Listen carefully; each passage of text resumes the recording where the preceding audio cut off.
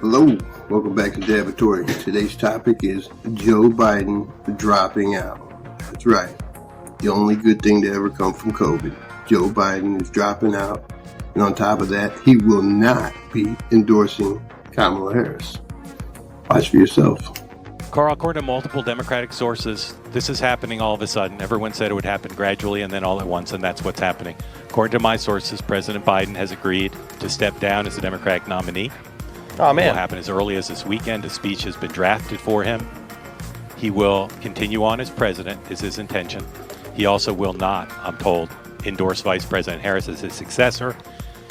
They're hoping that he will endorse an open process in which the convention will be open to Vice President Harris and a few other candidates in Chicago to pick the Democratic nominee for president.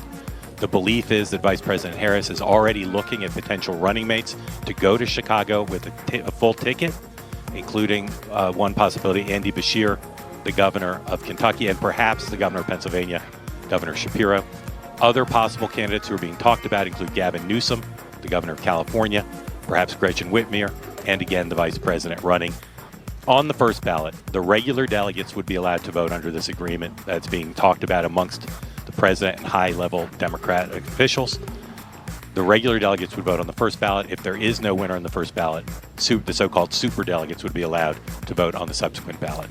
This decision was reached, I'm told, all of a sudden because of the high-level pressure from Nancy Pelosi, Barack Obama, and others, and as well as the decision of many of Biden's top aides that there was no path forward for him, that he would not be able to win this election, win the general election. And therefore, He's stepping aside again as early as this weekend. So, Mark, what are the political ramifications for a party that based much of their platform on diversity, equity, and inclusion, and they're passing right over Kamala Harris, and he's not going to be endorsing her, according to your sources? Now, according to my sources, he will say very nice things about her. They do not want what some of my sources have been calling a Kamala coronation, that the problem, in part, that they found themselves in was that President Biden was not seriously challenged for the nomination.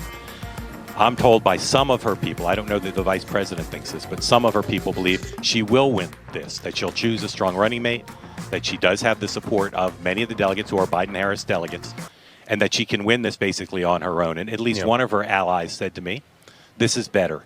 Better to not be anointed by Joe Biden, better to show independence, better to show with a strong ticket the capacity to win the nomination on her own. Well, Mark, that said, though, you're very familiar with campaign finance laws. He has, 200 and 300 million in his war chest right now. I believe, in my understanding, is Kamala would be the only one who could absorb that and continue on the campaign. How's that going to work when all their big pocket donors have already pushed for that? Well, there's all sorts of money, right? There's super PAC money, there's low dollars. The belief is that a new ticket will inject excitement into the party, and that both low-dollar donors and the big donors, who in the last few days have sent a strong message to President Biden that they will not support his being the Democratic nominee. So there's a strong belief that with a new ticket that they can raise money from the big-dollar donors who can give and bundle hard dollars, can give super PAC money, as well as the small dollar donations, that they will come in to whatever the new ticket is, whether it's the vice president or not. If it is the vice president, most campaign finance experts believe she does get to keep the Biden-Harris money. It's a great day. Please like, subscribe, share, and comment.